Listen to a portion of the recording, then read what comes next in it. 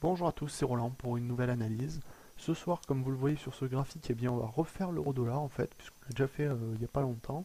Mais là, on est revenu sur un point un petit peu névralgique, et donc je me suis dit que là, peut-être qu'il était intéressant de faire une analyse pour clarifier les choses un petit peu. Donc, dans la précédente analyse qui est toute récente, hein, je crois qu'elle est du 24, ou du 23, je sais plus, enfin je crois que c'était le 24, mais j'avais fait le 23, enfin bon, bref, pas grand chose d'intéressant. C'était sur la bougie verte ici, je crois. Sur cette zone, sur cette bougie verte ici, avec des mèches relativement importantes, un corps relativement moyen. Je vous avais donné un avis très clairement haussier jusqu'à 1,3250, la zone des 1,3250 en fait.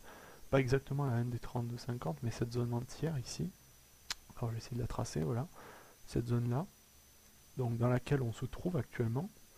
Donc de 1,31,5 à 1,32,5, je vous avais dit, cette zone est à surveiller, car c'est là que s'il doit y avoir potentiellement un rebond baissier bien sûr, une résistance, ça sera très clairement sous celle-ci si on devait choisir la meilleure, je dirais. Évidemment, ça va pas forcément être celle-ci, s'il faut, ça va exploser à la hausse demain, enfin lundi. Je veux dire par là que c'est une zone de rebond potentiel à la baisse particulièrement envisageable. Pourquoi Alors, tout simplement parce qu'ici, ben, on a une zone de support que vous voyez ici, donc un point ici de support, un autre point de support.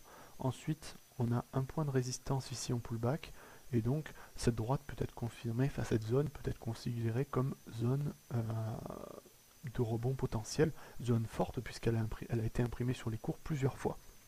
Alors on va regarder quand même, non je crois pas qu'il n'y ait pas de lien avec des plus bas derrière encore. Et un autre argument, c'est ici, donc, a priori, alors peut-être que j'ai mal tracé, on va essayer de tracer ça correctement, peut-être. Voilà.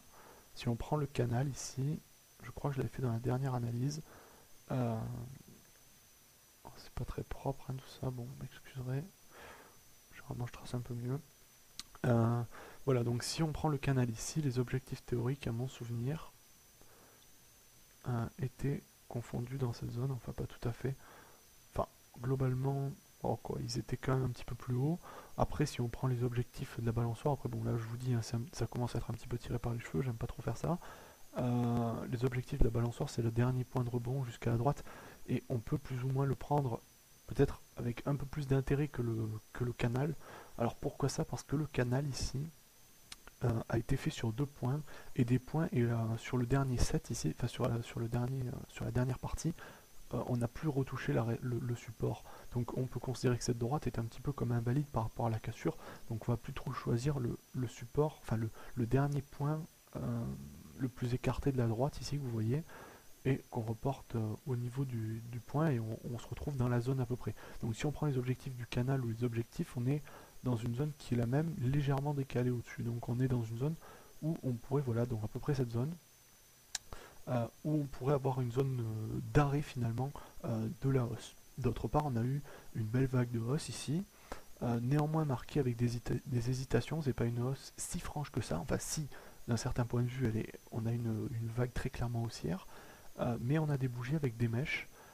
Et notamment, là, on voit que la dernière hausse, c'est un petit peu, je dirais, c'est un peu la tête du barreau d'honneur, puisqu'on a eu une marche assez pénible après la cassure de cette droite. Avant la cassure, on a eu une belle hausse.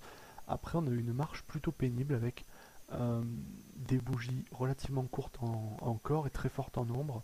Ici, ça se voit à chaque fois, hein, on a des grandes ombres et des petits corps. Et la dernière bougie ici qui est assez imposante, et souvent on a une dernière accélération haussière comme ça, juste avant le rebond. Donc pour moi, on pourrait ici, évidemment ça veut rien dire, ce que je vous dis c'est assez hypothétique par rapport à cette...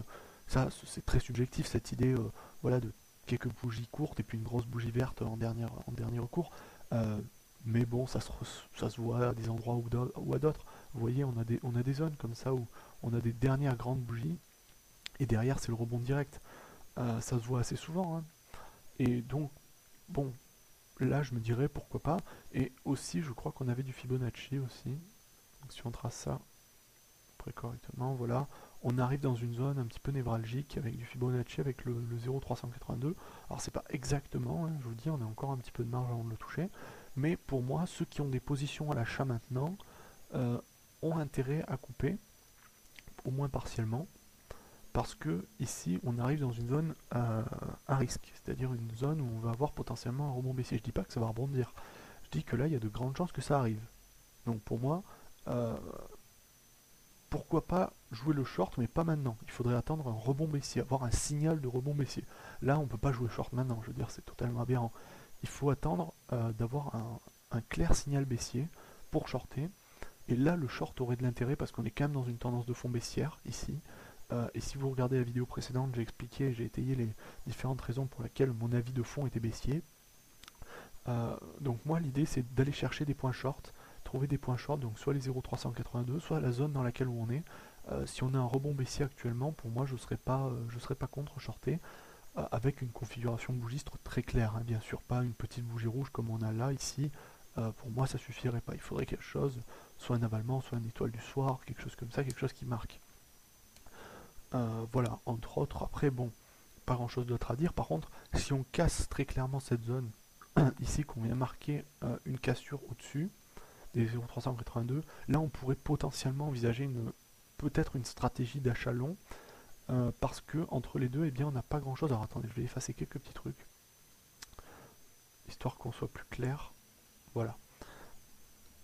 Pour dire qu'ici, si on était amené à casser les 0,382 et la zone de support que j'avais expliqué tout à l'heure, qui devient résistance bien sûr, là on pourrait envisager une stratégie long après un pullback ici, parce qu'on n'a aucune zone avant les 0,50 ici qui pourrait nous faire résistance. Donc là on pourrait, bon bien sûr ça fait un ratio de gain très faible, ou alors il faut serrer très clairement les risques, enfin il faudrait serrer le stop loss, mais on aurait à peu près toute cette marche ici sans trop de risques. Après bien sûr il faudrait couper partiellement ou autre, mais la zone névralgique, la prochaine, se situerait ici à peu près dans cette zone avec les plus hauts et les 0,300, les 0,500.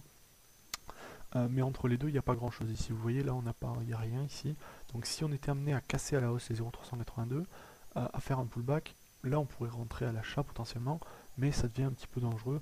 Donc moi, je privilégierais plutôt un rebond short sous un niveau de résistance, comme j'ai dit tout à l'heure. Voilà. Donc mon avis de fond, il est quand même baissier. Donc je pense qu'on ne passera pas au-dessus du plus haut bien longtemps, hein, on n'ira pas trop haut. Subjectivement, je dirais que j'ai un avis baissier un petit peu, pas dès maintenant, mais que là la configuration ici des dernières bougies me donne un avis plutôt, un billet je dirais plutôt baissier, même s'il n'y a aucune bougie rouge hein, dedans, de par l'incertitude des cours, hein, la bataille à chaque fois pour gagner quelques pips, on fait des allers-retours baissiers puis haussiers, ça part dans tous les sens. Donc beaucoup d'incertitudes, et là on arrive sur une zone de résistance, et quand il y a des zones d'incertitude sous une résistance, et avec une tendance de fond baissière, pour moi, on a de grandes chances d'avoir du short. Après si on descend, j'ai dû expliquer dans d'autres vidéos mes objectifs, mais pour moi si après on trade à la vente, il y a beaucoup de marge, on peut laisser courir longtemps. À l'achat c'est le contraire justement, à l'achat il vaut mieux laisser couper partiellement ses positions pour rapidement prendre ses gains. Voilà. J'espère que cette vidéo vous aura plu, et sur ce je vous dis à bientôt.